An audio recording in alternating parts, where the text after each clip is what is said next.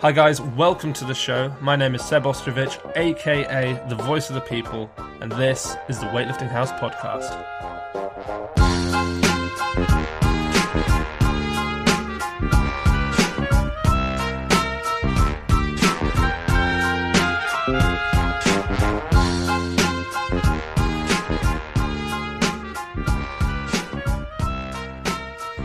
Hello and welcome to this week's episode of the Weightlifting House podcast with your host Seb Ostrovich, the Voice of the People, joined by a very special guest, one of the more famous, one of the most, I guess someone who's achieved the most of any coach in the USA. We have the very famous Sean Waxman on the show, who I can see opposite me is sitting there eating breakfast, clearly got a busy schedule. Sean, how are you doing? I'm doing great. Thank you very much for having me out. No, of course. Now, I was doing a little bit of research before the show. Obviously, like I mentioned to you earlier, I've heard you on, I don't know how many podcasts, 6, 7, as many podcasts as you've been on. But Sure. One of the things that I saw, which I hadn't heard, or if I had heard, I'd forgotten, was the fact that you were kind of taken or struck by weightlifting when you watched the 1980s Olympics. And that was interesting to me because I'm doing a weekly show on the greatest performances of all time. And so I've been through a lot of the older competitions that I wasn't alive to see. And there were so many great athletes during that period who were competing, Yuriy Vardanin, Blagoev, Taranenko. And I'm kind of interested, who was it that you saw at that competition that, just struck it with you? Or was it just the competition as a whole? Yeah, I couldn't tell you an individual person. Yeah. It was just it was something. I don't know what it was. Yeah. It was, I was a kid, 1980, I was 11 years old and, was interested in weights, wasn't really doing it, but I was a really active athlete, playing all kind of sports, and my dad was a coach. So, Right. Sports has been my uncles and my grandfather were all athletes.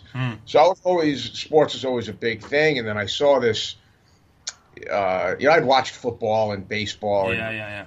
Then I saw this thing that I had never seen before, and it struck me. I don't know what about it was, but it struck me. And then I started looking at magazines. Yeah, because that was the only way you could get it back then, wasn't it? Yeah, right, exactly. There was no YouTube. On Wide World of Sports, they would have weightlifting or World's Strongest Man, things that these guys that I wanted to look like. I think maybe that's what the draw was. I'm like, I had the magazines and the way those guys looked, and I saw weightlifting and Bill Kazmaier early on, and Stefan Ferlholm from Bigger, Faster, Stronger, Bigger, Stronger, Faster, whatever that is. And I saw guys like that, and I said, "Oh, okay, that's how I want to look." Yeah. So, when you're a kid, you're I guess you don't have the depth of thought. No. So I was like, "Oh, I want to look like that." Yeah. It's a very visceral thing, but then years later, it's funny because I've had some really interesting experiences with weightlifting. Like the first, I can imagine, yeah. The first live weightlifting I ever saw, other than like the guy that I was training with, Sure. was doing, but like the first real weightlifting I ever saw was Antonio Krastev. Oh, really? At Ross Battalion Hall in New York City. Well, that's quite the athlete to see for the first time. Well, right, and funny because I thought he was Krlovich. I didn't know. Like I was just kind of. Yeah. So the way LBH used to be designed is it was it's still in the basement, but it was in the back of the room along the back wall, and the entrance was on the opposite wall. So Right. you walk in and you see the weightlifting. Sure. So it's kind of something out of a movie. I come down the stairs and I walk in and I see this giant guy. Oh, man, yeah. And, the bar is nearly filled to the end. It's on the floor. And I'm standing at the entrance and I'm watching this guy snatch this one at a time. And I don't know how many singles he took. Turns out it was right around 200 kilos. Wow. and he's snatching it, single after single. Mm-hmm. So that's the first real weightlifting that my eyes ever saw. Yeah. Holy cow, this is crazy. That's cool. Yeah, that's really cool. Yeah, and I was with the guy who, my partner at the time, Dan Geiger, was a pretty good junior lifter, and he and I were training partners in college, and I said, "Is that?" Because he really the only name that I knew of, because at the time the heaviest total ever was Alexander Kolovich, kind of the name that I knew, and I leaned over to him. Is that Alexander Kolovich? He's like, "No, it's Antonio Krastev." Wow. So, but that was my start. Yeah. So how long was it? Because, I mean, one of the names that I know a lot about, or at least I followed some of his programming, was Takano. And a lot of people have followed these Bob Takano programs. And at least for me, when I got into weightlifting, I got into it in such a strong way that I needed to understand everything about it. So I read all the old Soviet texts. And it seemed that the Takano programs were about as good a representation of those as I could find. There were different class systems. You lift so much, you get to do the next one. And it made sense, and that's why I did it. And I still have some friends that do it. They're not currently my style of programming. I think that there are a few maybe issues with how people used to train compared to how do they train now, which I'd love to go into at some point. But when did you meet Bob Takano, and how did he... Because, I mean, I assume he was some kind of mentor or coach, or... how did that all begin? So Bob was my coach. I mean, he is one of the two reasons why I decided to come out to California in 1994.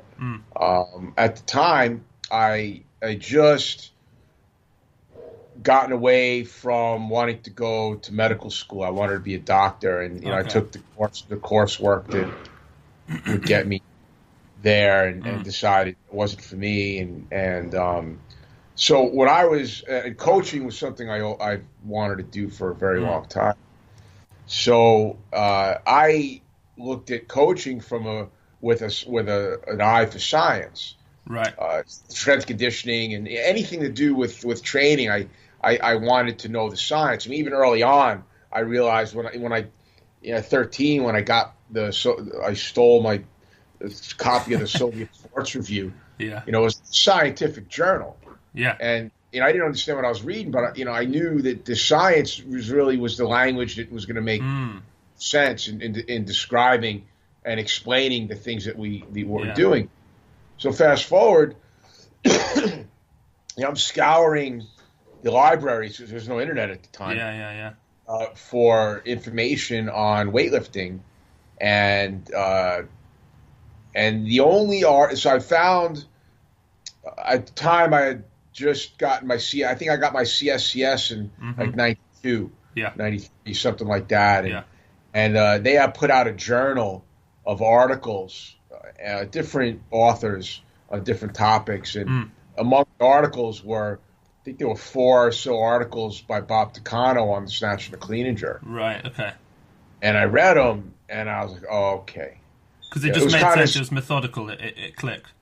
It just made... I mean, he was talking about weightlifting in a way that I wanted to hear it. Yeah. And it really spoke to me. Yeah.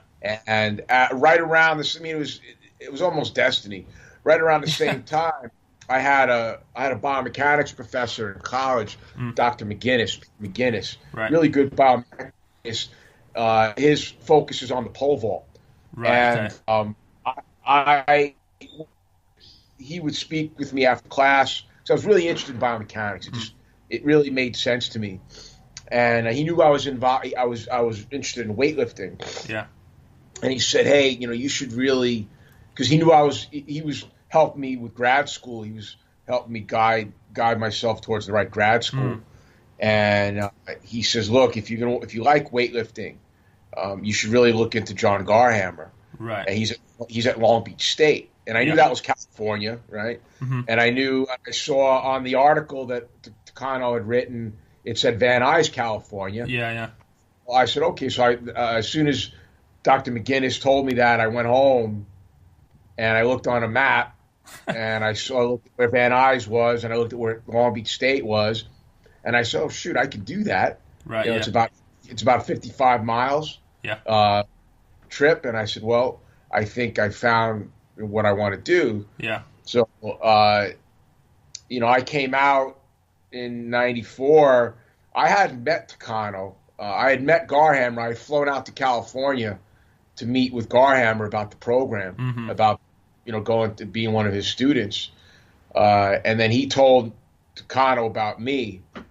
But I showed up at the gym. It was crazy, man. It was Takano didn't know me from a hole in the wall. Didn't give a shit. Yeah. Because people come and go. Yeah. Exactly. So Yeah. I walk into this, and it's in the back of a classroom. Our gym was at Van Nuys High School, and it was 6 platforms, really small area. And I walk in, and on a platform right in front of me is my teammate, the guy Pete Woolman, and he was power snatching, and he had broken his foot, so he had a boot on. Yeah. And he was power snatching with a boot on. And right in front of him was one of the top lifters in the country, and in the world, actually, at I forget what weight class she was, 60-something, and Diana Freeman, and she was back squatting 160 for reps. Oh, my God. And there was Mike Andrade in there, who was a national champion and international team member. And I think there was Francisco Coelho, who was an '84 Olympian. And I didn't know any of this at the time, but I knew what I was seeing was really good weightlifting. Yeah, of course. And I talked to Bob, and I said, hey, I want to be a weightlifter, and he's heard it all before. Yeah, so he said, really, sure, whatever. Yeah. So he put me somewhere and gave me a workout and said, okay, do this, and he didn't really pay attention to me for a couple of months until he realized I wasn't going anywhere. Yeah. And he saw maybe and he saw I was a good athlete and I was really dedicated. And then he started to pay attention to me. But, Bob was really influential for me because he was really generous with his time. He was he did strength conditioning for some of the teams at the school. I would go there. He would allow me to come early, like it was an hour early before the weightlifters trained. Yeah. And I watched him coach these other athletes 5 days a week. And is he coaching them weightlifting, snatch, clean and jerk, or No, is this just general S&C? Okay. Yeah, general strength and conditioning. It's coaching. It was my first exposure to a professional coach. Right. And he was really generous with his time that way. And so every day I would be there watching him coach, and he was open for me to talk to him about questions and things like that. And what I learned from Bob is how to be a professional, how to treat the profession like a professional. Right. Okay. What it is to be a professional coach. Yeah. What does that actually mean? How do you talk? What do you talk about? And the importance and the relationship between science and performance. Yeah. Well, how do you talk? Like how do you talk as a professional? What did you learn from him? Was it that you only talk about the training of the day, why you're doing things, or is it more of an authoritative thing? Or talking more on a higher level? Right. Okay. You want to coaching, developing biological organisms is about manipulating stress. And that's how you talk about training. Yeah. On that in that lens. Yeah. And it's not about reps and sets, but it's a bigger thing. I love that because that's actually the only time I've ever heard a coach talk about weightlifting as though it's biology is Bob Takano. I've read some of his things, and it's like you're reading a biology textbook from time to time. Well, my undergrad's in bio. Okay. And PE. Yeah. So, I'm not the biologist that Bob is. He's really, really, really good. Yeah. I'm not really, really, really good. I'm good enough. Yeah. And, it was, Bob was in a lot, he wasn't, there were some things that I wish were different as an athlete, but as a coach, I couldn't have asked for a better mentor. Yeah. With him and John Garhammer, I couldn't have asked for better mentors. and everybody, most other people that I saw in weightlifting were amateurs. Yeah. Coaching wise, They didn't take it seriously enough. Just didn't know enough to be serious. Okay, yeah, I see what you mean. Yeah. They not that they weren't trying, but they didn't have the raw material. They didn't know what they didn't know. No, exactly. Yeah. And there was also a weird, and we're still seeing this today. It was like a weird aversion to science. And we're still seeing it today. Yeah. And everybody that I trained, most everybody that I trained with, all wanted to be coaches and all really appreciated science. Even if they weren't science people, they understood that, they respected the fact that, this is the language that weightlifting is written in. Yeah. And that was, I owe him tremendously for that. Yeah. For bringing me up that way. Yeah. And it was really good. It was great. I mean, it was. I owe him a lot when it comes to my development as a coach. It's interesting that you can kind of split the coach from. It's not just what they write and how they program, as much as it is the way they go about everything, the way they go about understanding and explaining and seeing the bigger picture into things. I mean, like you said, it's not about 80% for 5 threes. It's about the stress response on the organism. Right. What is that stress response? Yeah. What is it doing? How does it fit into what you want to happen to the athlete in the bigger picture? Yeah. It's looking at training as a biological roadmap, as a physiological map of how you change the athlete's homeostasis to get him into the new homeostasis, the one that you want to be able to do, so they can perform the thing that you want them to perform. Yeah. It's stimulus and it's adaptation. Yeah. It's thinking about weightlifting in those terms, and I got that from Bob. Yeah, it's interesting. I wonder if, because I think there are kind of two types of people. There's people who are very methodical. I mean, it's interesting that you're saying this, because my favorite class when I studied sports science was biomechanics. I just liked the mathematical side of it. And then these Soviet textbooks and the Bob Takano books that I've read and his programming, it made sense to me. I loved it. I loved the fact that I could understand things a little bit better. And I think that kind of person tends to lend itself better to maybe being a coach. But then you get people who, they tend to not care about it. And I have friends like this. They don't care about what it all means, but they're phenomenal athletes. And they just let it loose. They go crazy. And I mean, but you're not just I mean, I think it's interesting because you've actually been a pretty good athlete as well. I mean, weightlifter as well. I mean, what were your best numbers out of interest? Competition, I think 55 and 90, I believe, as a super, and 105. I was okay. Could have been better. Yeah. Didn't do some things.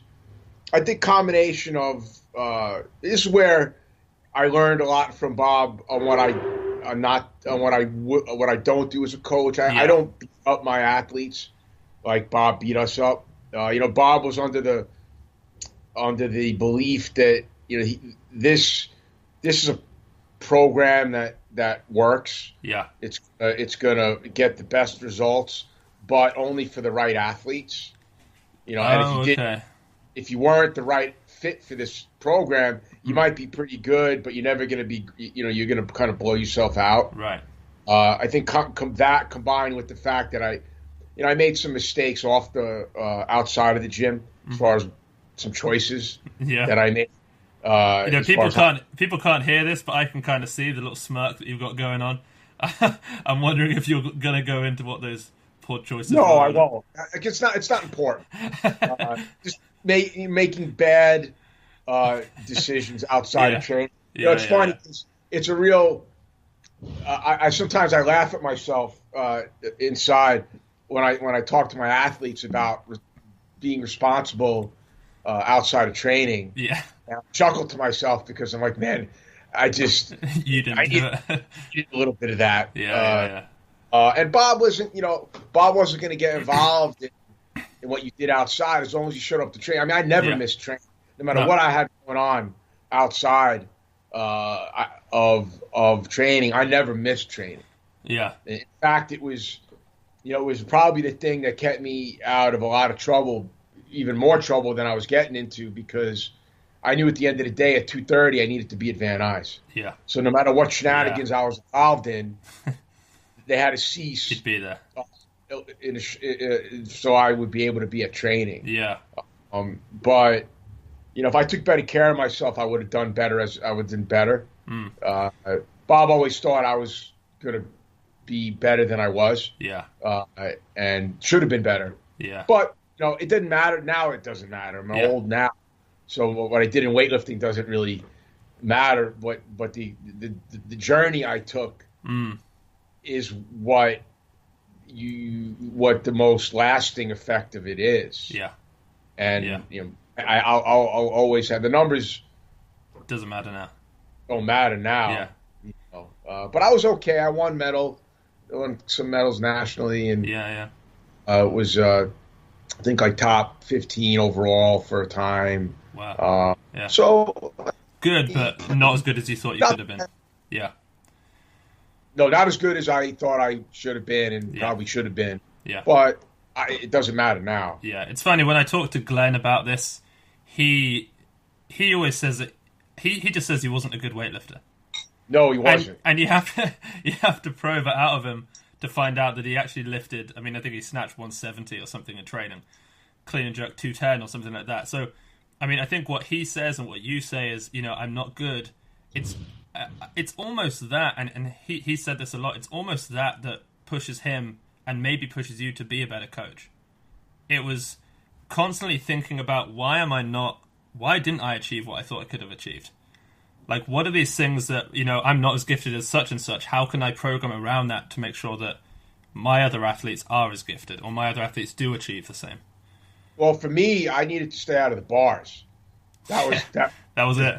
That's why I wasn't better. So I had the talent. We got it out of you eventually. I was a very good athlete. Very good athlete. Yeah. I just, getting bar fights all the time isn't conducive to optimal training. Getting in bar fights at 4 a.m. Are not conducive to a big clean and jerks. No, not when you've got training at 2:30 the next day. Right. So that was my problem. Yeah. It surprised me when you said that Bob's programming was, he has this program, and then everyone can funnel into it, but it will only work for some people. Because I always see him as being very Russian-based, and I see the Russian program as it's going to put 100 people into the program, and they're all going to do very well. Whereas the Bulgarian is, you put 100 in and only one comes out. So that kind of surprised me. So his programming is a little bit of a hybrid, because he spent some time with Albajev in Bulgaria. Okay, I didn't know that. Yeah. So, and when he came back, it changed a little bit. This is before my time. Yeah. It's just before I got there.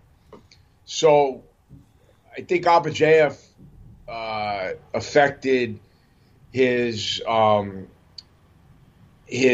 concept of programming a little bit. Not because we did heavy singles all the time. I was going to say, you wouldn't know that looking at his programming. No. We weren't doing heavy singles all the time, but we were doing a ton of volume. Okay, yeah. Ton of volume. Mm-hmm. And, 85%, triple, 3+ whatever in the clean and jerk. Yeah, that's what it is a lot of, yeah. So, like, in the back of his book, it's 1998 Americans program. I went through that program. Right. And, I have most of my training. Yeah. And, reps of over 700, it's over 700 for a week. Yeah, it's crazy volume, yeah. It's just, and we did it all. There might have been once or twice where he ever told me to stop. Yeah. Oh. Yeah. If he didn't tell me to stop, that was one thing. I just did. He told me to do it. I did it. And you didn't stop until he said. Right, and maybe twice or 3 times ever he told me to stop, no matter whatever the quality was. He wasn't a guy that was gonna going to stop you. I don't. That's one of the things that I don't do with my athletes. And, but I will say this: I know what it's like to work and to deal with pain, and to though that kind of training puts you in a different mindset. And really working at the edges of what the human body can withstand. So I love that, because you only get one chance to do that. You get to see what you can do. Looking back, I don't know if it was the best style for me. Certainly some people that really responded well to that. I wasn't one of them. I had some of my teammates did great on it. But I didn't. I felt like I was so beat up all the time that I never felt recovered for competition. And but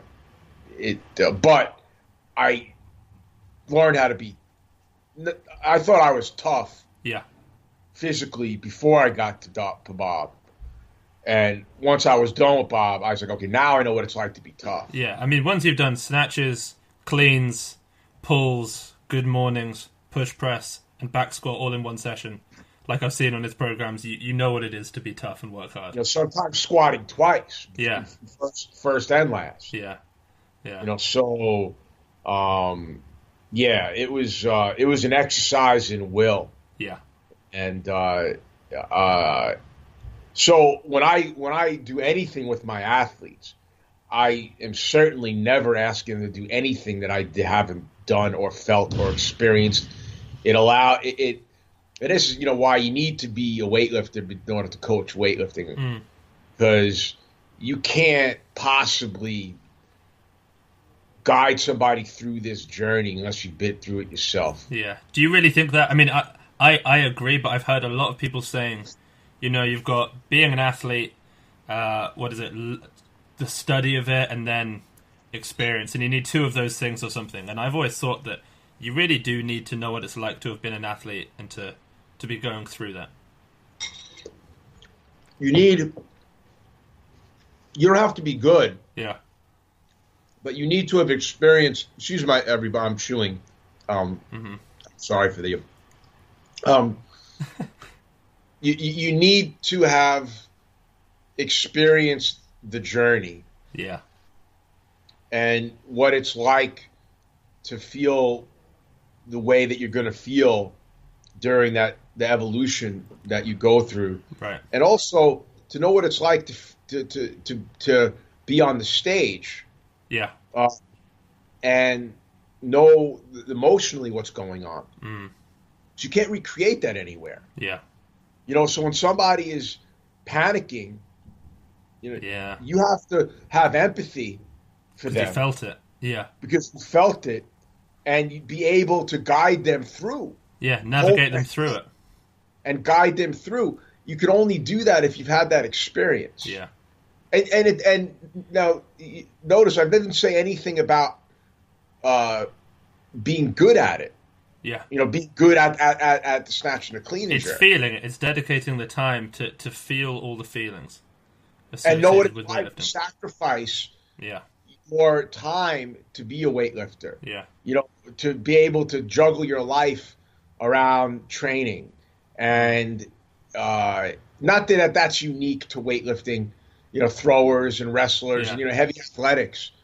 People involved in heavy athletics all have similar experiences in that way. Being out in the stage by yourself. I mean, there's not too many sports that does that. Throwing is one of the sports that does it.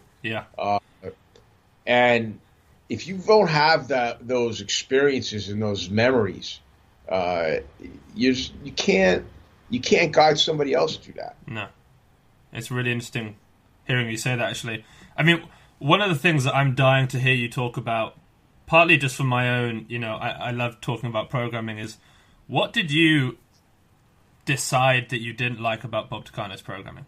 And then how did that then change how you program? Because I listened to a podcast where you're talking about you were talking about the time you had Klokov and Polovnikov and Ilya come over. I think it was the three of them, and you showed them.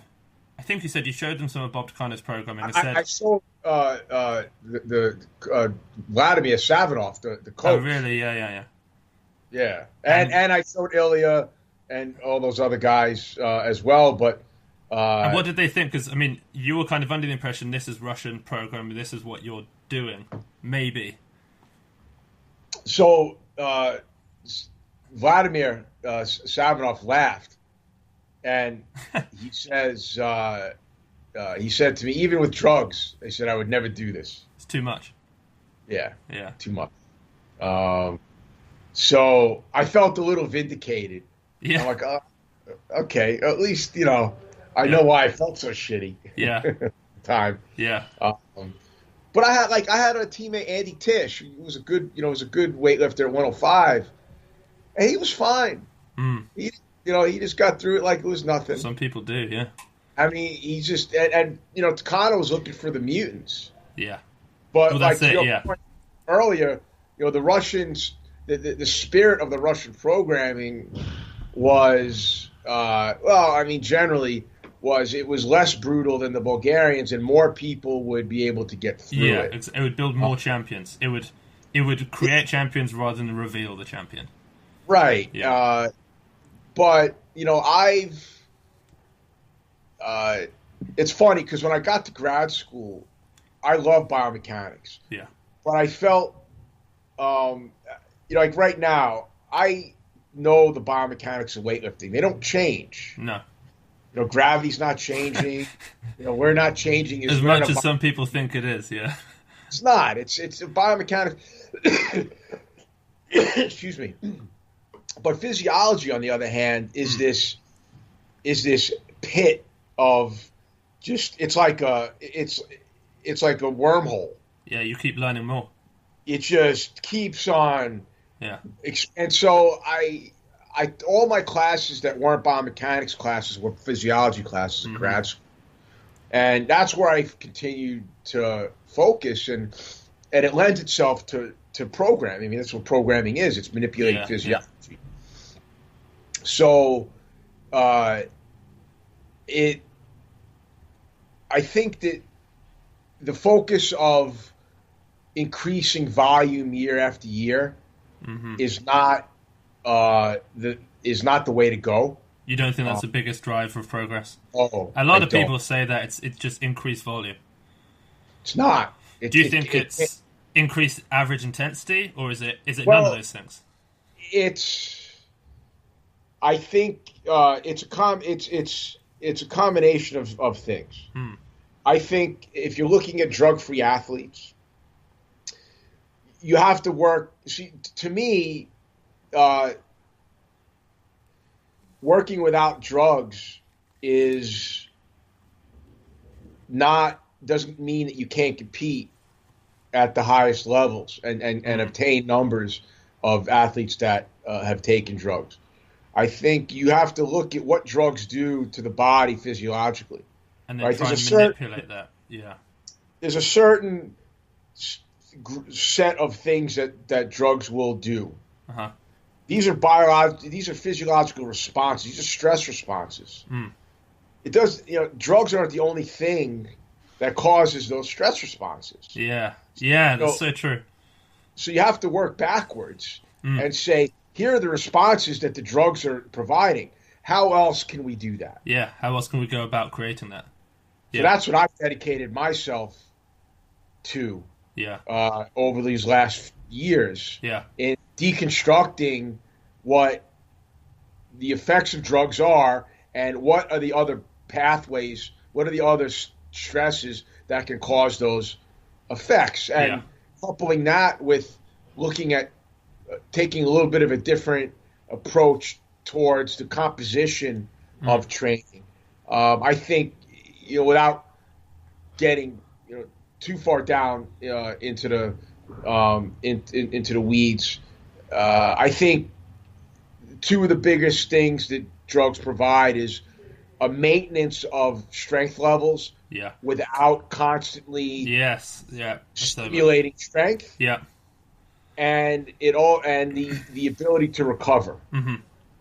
So I think, if you want to talk about, two of the biggest things that drugs do. So how do you provide that stimulus without drugs? And what I think that you have to look at the timing, the residual effect of training. Mm-hmm.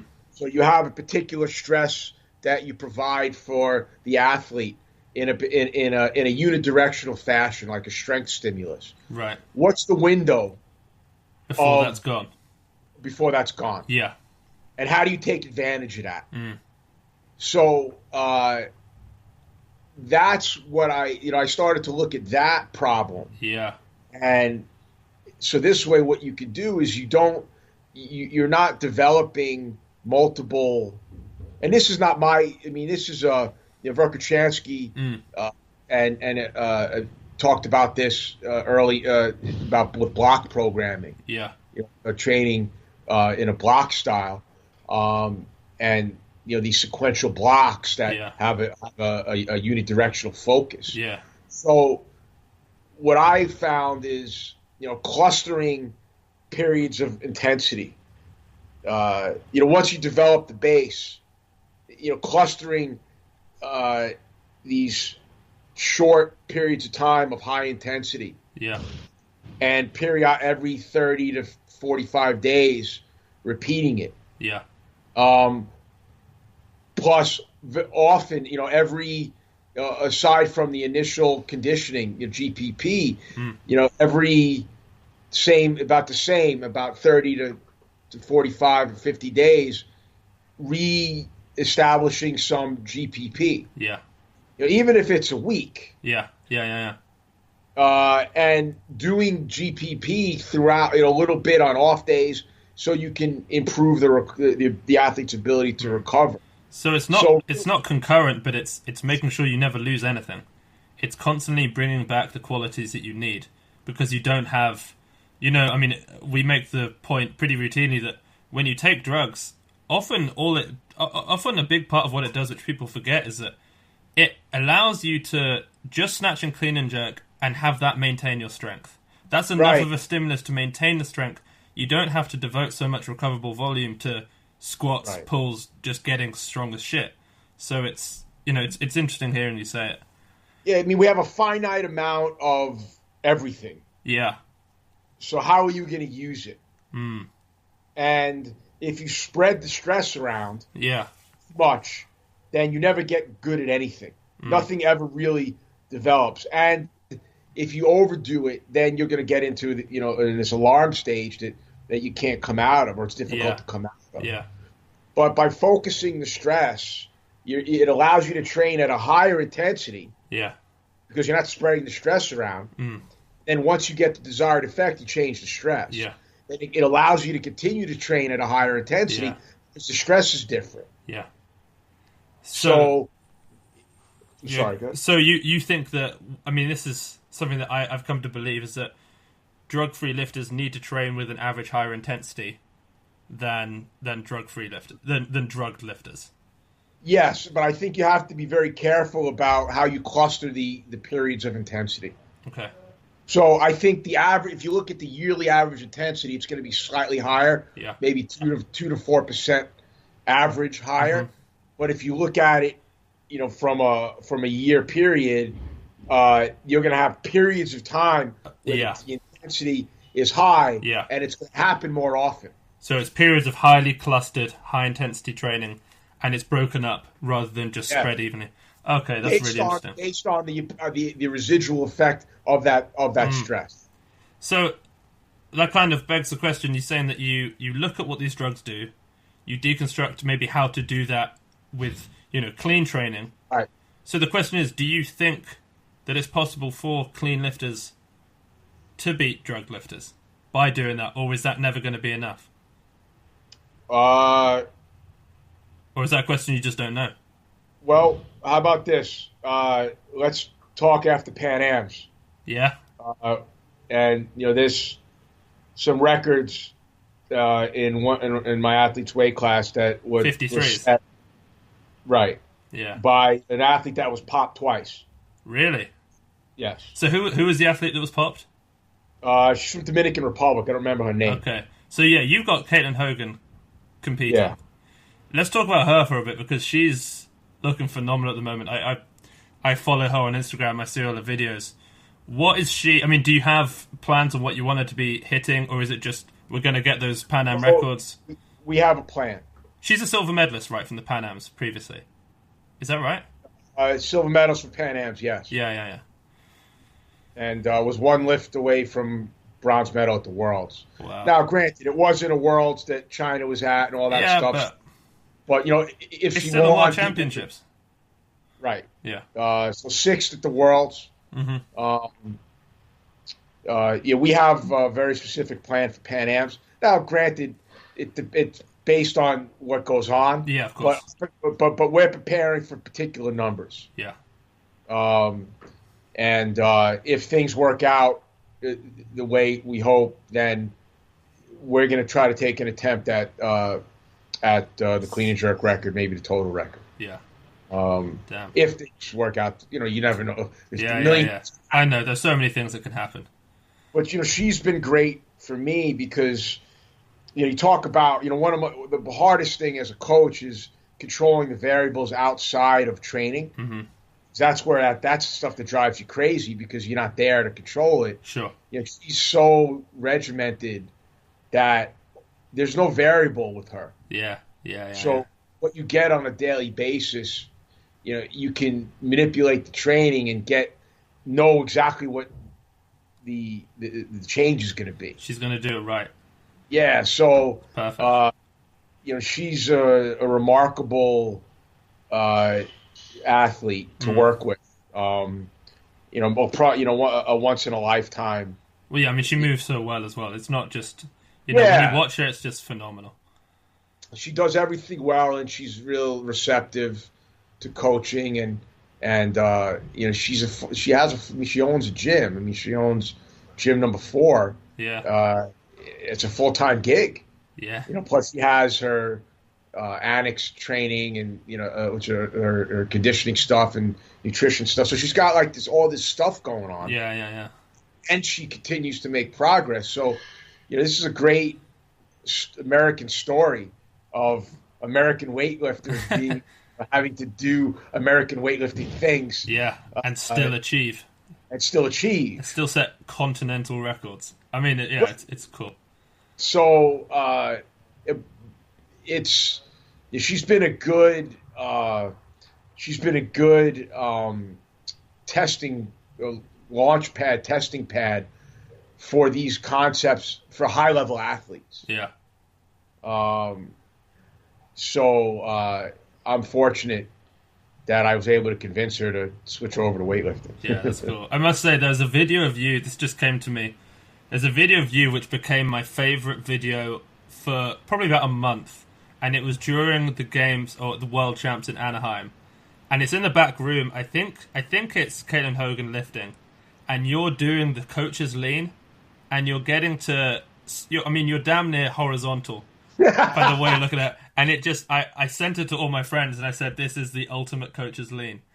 I'm gonna have to find it and repost it for people to see. But it's got to be done sometimes. It's I don't even know where that comes from. It just happens because you want to lift it. You know, you want to kind of move it in the right direction. Yeah, that's it. Yeah. So I'd be interested to know because I mean, you're a bigger guy. Caitlin Hogan is a smaller woman. Yes. So her programming is, I mean, this is me just assuming, is going to be a lot higher volume than anything you would have done.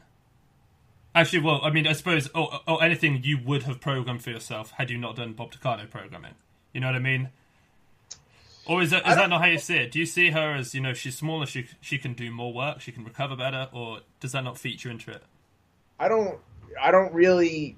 You don't buy that?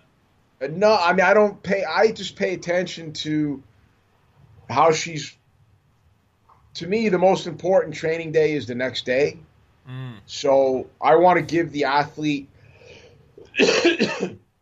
enough stress to where I want them to be perfect in training Right. at the heaviest weight that we need to lift for that day. Technically? Technically. Right, okay. So, and I got this from, years ago, I spoke to Tatiana. Yeah. Coach. Uh-huh. Well, actually, I'm sorry. This is through Yasha Khan. Oh, right, yeah. So Yasha's fluent Russian speaker. Uh-huh. And I was talking, he had spent some time with Tatiana and her coach, and I forget how the conversation came up, but somebody asked her a question. When was the last time you missed? I've heard this, training? Yeah. And they kind of looked at each other and said, I don't know. I don't miss. And it struck me, and I thought, well, the reason why she doesn't miss in competition is because she doesn't miss in training. She's not used to it. She doesn't know anything else. No, there is only making weights. When the stress, when you're unconscious and you're out on the competition, you're in that white space. Yeah. And you're drawing from whatever the habit you have. Yeah. If you only have one habit, if you have only the habit of success, then that's what you draw from when you're in that white space. Yeah. So that struck me. Yeah. It really struck me, and I said, "Wow, that's really important," because the mindset in most people is I have to, I gotta push, and doesn't matter whatever it is, I'll make it. If I make 1 out of 5, then at least I made that one. Yeah. And I said, you know what? That's, to me, is 80% of your lifts weren't going to help you lift big weights in competition because you missed. Yeah. I want to see my athlete make every lift. Now, it doesn't always work. No, of course. And I think some athletes need to feel failure a little bit to get them more hungry. Yeah. But I think that if you beat somebody up with failure, then that's what you're going to get. Yeah. You're going to get failure. And if you're a developing lifter and you're lifting in meets and you're making 1 or 2 or 3 out of 6 lifts, that to me is a failure. Yeah. I don't give a shit how much you're lifting, what teams you make. Yeah. I don't care about your first 4 or 5 years of weightlifting. I care more about your last 5. Yeah. Because that's when you're going to be on, the best weightlifter that you can be. Yeah. Whatever that's going to be. Yeah. I mean, generally, the person who gets the last clean and jerk in the competition is the person that wins. And that's the person who generally goes 6 or 6. I mean, you see it with the top guys. There's a reason people like Ilya keep winning is because they make all their lifts. Or at the very least, they make their last clean and jerk. And, internationally or even high-level national lifter meets, you got to construct your plan to put you out there for that, to set yourself up for that last clean and jerk. Yeah. And in order for that last clean and jerk to be meaningful, you would have had to have made all your lifts before. So it's the plan has to be you're training all this time so you can go out there and make that last clean and jerk. Yeah. That's what the training is about. A meaningful last clean and jerk. Yeah. Yeah. Not just any last clean. Yeah. If you're going to make a meaningful last clean and jerk, that depends on what you did the 5 attempts before. Right. Yeah. So that's how I look at training. Yeah. If you need to make 6 meaningful lifts in competition, then why shouldn't all your training lifts be meaningful? Yeah. Yeah. An interesting way that, because Glenn does my programming at the moment, and one of the things he's started doing just over the last few weeks is, if I'm working up to something relatively heavy, I have to go up in 3 kilo jumps, and if I miss, I have to go down 7 kilos. And I only have a certain number of attempts. So every lift then becomes important, because if I miss, it's going to ruin my chance to be able to hit the number that I wanted to hit. And so you see, like, I'm going up to 80%, and instead of just, walking over and snatching it, I'm focused on it. I'm completely focused, because it's just, if I somehow, for some reason, were to miss this, I can't hit the number I wanted to hit today. I have to go back down. And it does end up, you end up going quite heavy, and you do miss probably more frequently than maybe some of your athletes, because you end up pushing to some really quite heavy weights. But Right. it gives you this incredible focus on weights maybe you wouldn't normally focus on. Yeah, I think that's a good. I think that's a good approach. You have to earn those heavier weights. Yeah, that's it. And I think that's a good approach to take. Yeah. I think, especially early on, like even with Caitlin, this is the first training cycle that we're pushing the clean and jerk. All right, okay. We've been working together almost 2.5 years. We haven't pushed the clean and jerk because she wasn't ready for it. Her body, look, it takes a long time to get the strength to be able to withstand heavy clean and jerks. The clean and jerk takes a toll on the body. Oh, yeah. And it takes a while to condition the body to handle that. Yeah. So, here's somebody who's winning medals at international competitions, and we still haven't pushed the clean and jerk because physically I don't feel she was ready. That's amazing. So I'd love to know, on paper, how does that look? How does it look not pushing the clean and jerk? You just never in training go over 90%, or well, what is that? So I look at, and I use ratios a lot to determine the focus of the training. So the back squat is really the driver of the clean and jerk as far as where the clean and jerk should be. And what do you think? Generally 80%, or do you have your own number? I like the back squat, depending upon the weight class, to be anywhere between 125 and 135% of the clean and jerk. So if you, out of interest, if you had an athlete who clean and jerks, or only back squats 115 or 120%, do you see that as, wow, you're a good clean and jerker, or Jesus, we have a lot of work to do because you're not strong enough? I'm sorry, repeat the question. If someone's clean and jerks very close to their back squat, yes. Is that something that you're worried about, that you need to get some more leg strength, or wow, you're just good? No, yeah. I'm worried about it because, and I'm worried about it in the sense of longevity, because you're operating at the very edge of your reserve strength. Yeah, and it's every clean and jerk you take is very stressful. And I'm concerned about that because the wear and tear on the body is great. Yeah. So if you look at Caitlin's training over the last 2.5 years, the volume of the clean and jerk relative to the snatch has been the clean jerk has been low. Yeah, relative to the snatch because she can't recover from it. I just felt, even though her squat is well above percentage-wise what she's actually clean and jerking, first of all, we didn't need to push her because she was winning. Yeah. I mean, winning's the thing. People forget that. It's all about that. If you're winning, you're good. At first, you look at what people are doing nationally, yeah. And then we look at what people are doing continentally, and she's still, with keeping this same structure, she was still at the top of the heap with the clean and jerk. Now we're focusing on what people are doing on the other side, in the other hemisphere. Yeah. And in order to compete with that, we have to start to think about, is she ready to increase the amount of volume of the clean and jerk? Yeah.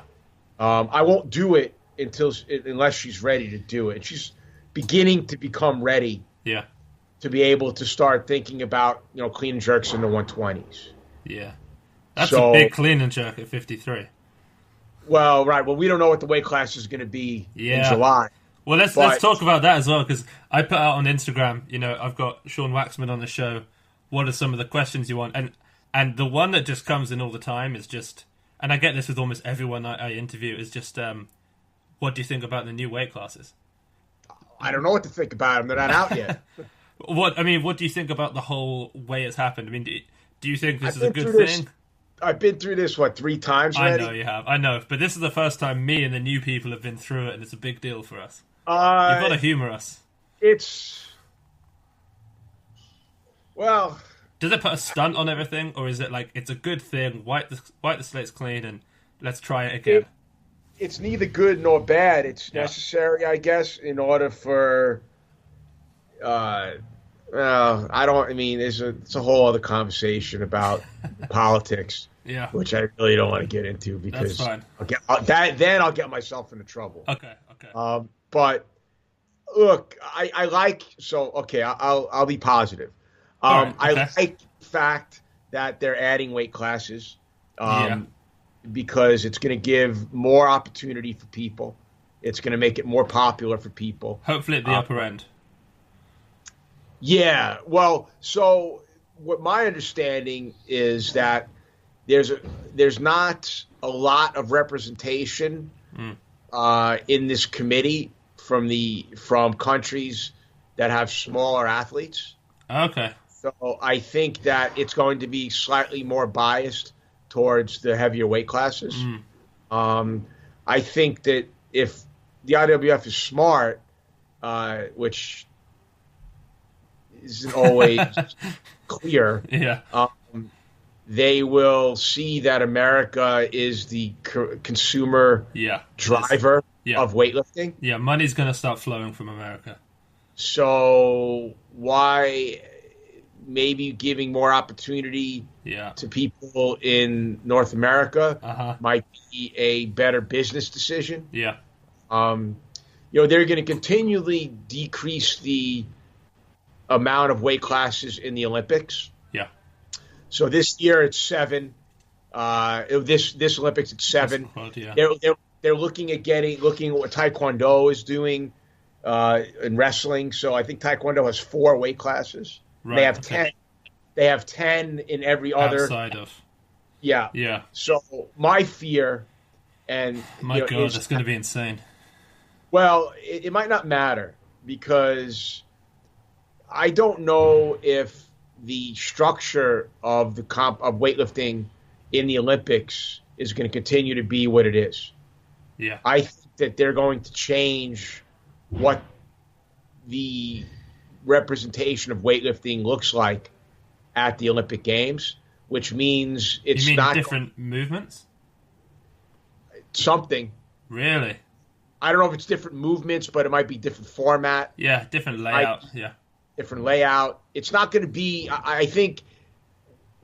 I believe that at some in some, not this coming Olympics, but subsequent Olympics, the sport's gonna look different at the Olympic level. Yeah. Which is going to mean that I think that the Olympics, although it's still going to be an Olympics, weightlifting, it's not going to be the most important meet anymore. I think that they're going to bring back like a Grand Prix year of the Olympics, or the world, or bring essentially like another World Championships, but call it something different. Yeah. Where you really would have the best every 4 years. You would have competition to see who the best weightlifter is in the rules that we've all grown up with. Yeah. Okay. So that's why I think this Olympics for me is an important one. Is really important because I don't know what it's going to look like moving forward. Wow. That's interesting. I would have always been under the assumption that with an Olympic sport, the Olympics is everything. It's exactly what people are going for. And if that were to change, then the IWF and all subsequent competitions would change to fall in line with that. No. You don't think so? No, that won't happen. Wow. That won't happen. They're not going to change. Like the World Championships are always going to be, I think, are always going to be what it's going to be. Yeah. But just in case, this is why this quad is so important because there's no guarantee that weightlifting is going to look like it does now. Yeah. Moving forward. Yeah. Because the most important thing to the people that are putting the money up for the Olympics is eyes. Yeah, of course. And it's attention. To me, it's ridiculous because weightlifting is really compelling if it's presented properly. Yeah. So their thought, I guess, of the backwards thinking that I don't get. So you don't have to mess with weightlifting to make it more compelling. Yeah. You have to change the way you present it. Yeah. Make it more compelling. Well, you did a good job at the Worlds in 2017. That was some good commentary. I'm not just saying that to have you there, but that meant that I thought that was far better than what we normally get. I appreciate that, but I have to give credit where credit's due. Yeah. My partner, JP Nicoletta, he's awesome. Is the driver Yeah. of that broadcast. Yeah, he's awesome as well. I swear to God, all I do is show up. Yeah. And I just talk about what I see. Yeah. JP spends months preparing. I mean, he's incredible. Yeah. So I always give credit to him because he's really the guy that does all the work. Yeah. But to your point, I look at the thing that blew me away. A few years ago, I saw a story, I think it was like on Showtime Sports or something, that the number 2 most popular sport in England is darts. Darts. I mean, I'm in England now. I've never heard that, but darts. Okay. So, and they interviewed the guy that is behind all this. Yeah. And it's because if you watch a dart show, it's really good because it is fun. Yeah. It's, I mean, not only being there, it's great. I mean, it looks like they're having a blast because everybody's drunk. Exactly. But everyone sat there and drinking and watch, and the commentators hilarious. They're great, and they're telling stories about the human interest stories about care about what these guys, and it's, excuse my language, it's fucking darts. Yeah, I love darts. Don't get me wrong. I've hustled a lot of people, won a lot of money playing darts. Really? I love the game. Yeah. But come on. Yeah. I mean, that's more compelling than rugby. Yeah, I mean, to me it's not. I love rugby, but I guess. But you're not the person. Yeah. That they're going after. Yeah. They're going after the person that doesn't know anything. Yeah. Oh, this looks cool. I don't know anything about this. Yeah. So with weightlifting, I don't understand what the hell they're doing. They're saying, oh, we have to change. No, you don't have to change the sport. Yeah. Change the way you present it. Yeah. And that concept is lost on the people that are making decisions. Yeah, for sure. And and here's the thing. So there's a documentarian, Greenspan. Right. So Greenspan has done some of the best sports documentaries in the history of media. And he did one for 1996, and it was one of them was the battle between Suleymanoglu and Leonidas. Yeah. But on that same, I have the VHS. Really? That's cool. On that same VHS tape, they do something on race walking. Right. It is compelling because they build a story. It's fucking race walking. Yeah. But they presented it in such a way that it was compelling. Yeah. You're going to tell me that you can't do that for weightlifting? Oh, you can. So, I don't have a lot of faith in the powers that be. Yeah. That they're going to make the right decisions to save weightlifting because they're not making the right decisions. Problem is, none of these people seem to be tied into the success of weightlifting. Yeah. As far as getting paid. Yeah. And this is the problem with organizations like this. People are getting a paycheck no matter what. Weightlifting's good, weightlifting's bad. Weightlifting goes away, they'll find something else to do. There has to be something more on the line. It has to be, if you don't do a good job, you don't get paid. And you don't get another job. And then you find a way to make it work.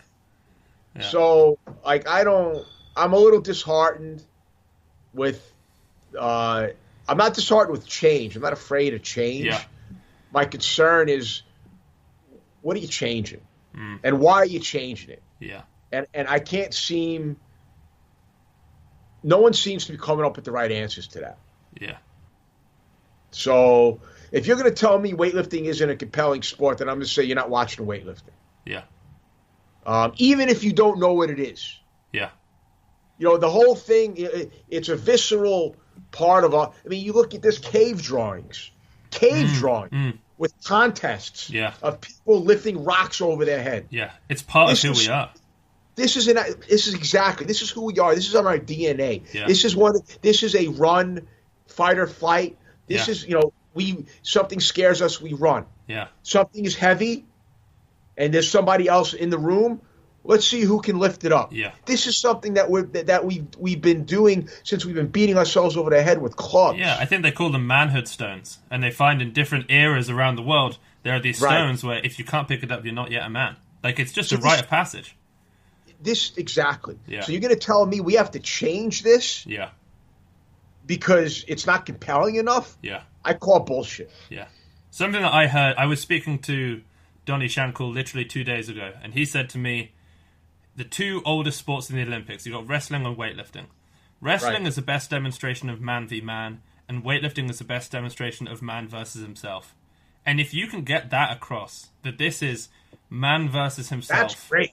Yeah. Leave it to Donnie, man. I'll tell you what. I know. But that is the theme, that if that could come across in competition, I mean, what better way to compel the audience? But there has to be a story. There has to be some engagement. You have to know the people, know what's on the line. And that will do it. I mean, it's so fun to watch when you know who they are. I mean, for me, I don't need to know who they are, but for the majority, the general public, they got to know a little bit of backstory. I'm with you, man, and I just don't think JP and I are trying to do that a little bit when we commentate. Well, when Sarah Robles won, you got all emotional. I mean, that made it for me. The fact that you actually put some significance on that moment. I mean, that wouldn't have been done, with any other commentator, at least not the ones we currently have. I mean, that made that for me. That made that. I mean, I knew how important it was because, I know the numbers. I know how long it's been. But to hear someone who's been through it, experience it, that was engaging. That's good material. Well, I appreciate that. And, we're hoping that comes through to the rest of the world. But, I think that has to start before the event. They have to use the time in between these events to tell the stories of these people. It's not up to JP and I at the event. That shouldn't be the first time that people are hearing this story. Yeah. Let's tell the story of, the women lifters from Saudi Arabia. Yeah. Or, tell the story of Caitlin Hogan, who's a, full-time job and doing these things. Tell the story of Muhammad Ehab, who's, brought weightlifting to Egypt. Yeah. It was a dead sport in Egypt for him. I mean, as far as I'm concerned, the people in the USA should know before 2016 who Kendrick Farris is. Like, this is his third time going to the Olympics and no one knows who he is. And that's because no one knows his story. And I'm sure people could create that. This is the problem. Yeah. This is the problem. And, I don't know. I think that people in weightlifting, what makes them good at weightlifting is probably the thing that makes them bad at business. Weightlifters kind of keep their head down and they just grind. Yeah. And they don't look up and they don't look around and see, what's around them. They just care about what's in front of them. Yeah. And that's part of the trait that makes a great weightlifter. Yeah. But when you get into business, it's a terrible skill set to have in business. And you can't treat the business of weightlifting the same way that you treat the sport of weightlifting. No. I was just talking about this with Neil, your, I guess, business partner. I don't know exactly what his title is. Before you turned up, I said to him that it's people forget in weightlifting.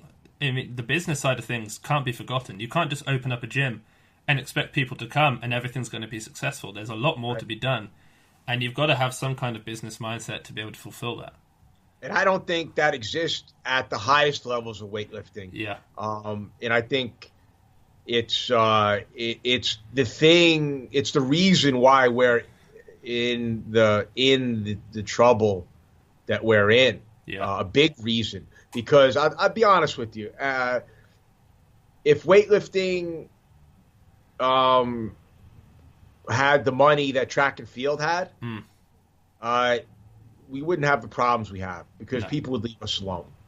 Not that I'm saying drugs need to be out. I'm off, but they pick on weightlifting because they can. Yeah. Because weightlifting can't fight back. No, it because can't. we don't have Nike splitting our legal bills. Yeah, absolutely. You know, Yeah. we don't have Nike. You know, I don't know how many track athletes have gotten off from drug suspensions because they said they kissed their girlfriend Yeah. who had a tainted supplement in their mouth. Yeah. Yeah. Kids, Yeah. I mean, they were going to suspend my athlete for taking an IV because he was dehydrated. Yeah.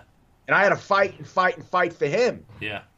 You know, You can't turn to Nike or you can't turn to Adidas or Adidas and get that sorted. So I think that, you know, we missed a big opportunity. Not that it's too late. Well, maybe it's too late. I don't know. But weightlifting is an easy target because we don't have the financial backing that other big sports have. And it didn't have to be that way. Yeah. It didn't have to be that way. But they just didn't seize. Like when women started lifting in 2000 at the Olympics, that should have been the start of a revolution. Yeah. Women getting strong again. Came and it went. Yeah. And Missed we it. keep missing opportunities. Yeah. And I think, you know, we might be in a position where, you know, we might not have any more chances left. Yeah. But I don't know. I don't know who's making these decisions, but it's not somebody that understands business. No. Yeah. Well, Oh, I mean, Sean, I think that's probably a great place to end it. You've been fantastic. The fact that we got to talk about programming, we talked about the current sort of weightlifting climate, learned a bit more about you. It's awesome. It's something I've been wanting to do for a long time, and I'm glad we were able to get together and do this. So thank you so much for coming on. Thank you. And thank you for helping Glenn out. Yeah. Well, he needs all the help with everything technological. I know. I mean, that's why I have Neil. So yeah. He's a mess. I feel pain. Yeah. So I'm glad he's back. And Glenn and I haven't always seen eye to eye on something. But, you know, we competed against each other. Where you know, we coach against each other. And glad to see him. I was in Dallas when he got sick. And so, you know, I might want to strangle him sometimes, but I always want to see him do well. Yeah, of course. So, you know what? Before you head off, I know you have your whole training IQ thing. Yes. And I tell you what, one of the things I loved was, and this isn't to speak badly of the guy at all, because I've had him on the podcast, I'm actually a huge fan, but Travis Mash had this ebook that came out with different ratios, and I bought it because I wanted to know what it was, and then it was like, not long after that, you just put that stuff out there, and I thought that was pretty cool. But, you know, it's the sort of thing which it doesn't really need an ebook to cover. But Trav's one of those guys that he knows how to help get money to help his team, basically, and he did a good job there. But Travis is a good coach, and he's always evolving. I mean, Travis and I get along really well, and I respect him a lot. And Travis, you know, Travis is a hustler, man. He is, you know, and I like his stuff. I don't agree with everything, but he doesn't agree with everything I do. But I love the fact that he's getting a lot of people fired up about weightlifting. For sure. You know, and you know, I respect the hell out of the guy, and I love spending time. I look forward. I mean, Pan Am's, I'm gonna see him, and we're gonna hang out and train and talk. And I really look forward to it. Yeah, I mean, he's passionate and he's hardworking, and you can't ask for anything more than that.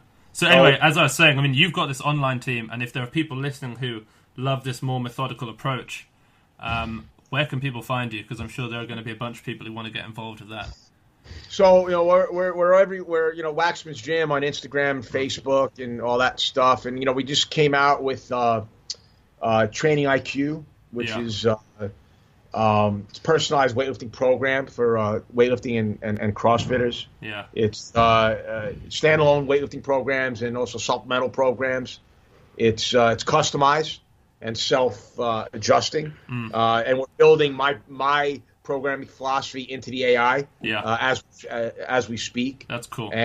And the price is, you know, it's gonna suck for guys like Travis and Spitz, but all's fair in business. But the price is really low. You know, it's $25 a month. Yeah, that's great. At its lowest. Yeah. And you know, most coaches, including me, you know, I charge more than 5 times that for one-on-one custom programming. Yeah. And ongoing monitoring. Yeah. So I think it has the potential to be a game changer. Yeah. So all the logic that I spoke about with you is all that intelligence is in the programming. Yeah. So we're really excited about that, and we also have some coaching courses coming up. So I remember you do these. Yeah. Yeah. So we take a little bit of a different approach. We coach coaches on our methodology on how to teach and how to fix technique and how to develop technique and how to develop your coaches. The big problem is you have gyms doing different things. Yeah. So we go in there, we go into a gym, we take all their coaches and we say, here's a unified methodology. So this way, no matter who you have coming in at what time, they're all going to get the same kind of instruction. Yeah. We have a course in June and October in LA, and then in August we're going to Texas. Right. We're doing a course there, but that's awesome. Yeah. So we keep them busy. Yeah. And you got to keep busy. Got to keep hustling. Yeah, that's for sure. The hustle is real, as they say. It is. And last but not least, I want to say that your T-shirt is awesome. It's like a Godfather themed Waxman's gym top. I'm gonna have to pick up one of those. Yeah, it was our special run. I think we still have it in the store. Okay, I'll take a look. It's my. It's funny, like when things get tough for me, like when I have problems outside of my control. Yeah. I'll sit down and I'll watch The Godfather. Not that it's such a good film. Yeah. But just the elegance in which problems are handled, and I don't know, it relaxes me, and it makes me a better problem solver. Yeah, I mean, I rewatched The Godfather a couple months ago on my flight over to the US. It's a logical choice if you're on a plane and things are stressful. You just gotta pop it on, Yep. Yep, it's my go-to. Yeah, that's it. All right, anyway, thanks once again for coming on. And guys, thanks once again for tuning in. And, we'll speak to you all again next week. Thanks, everybody.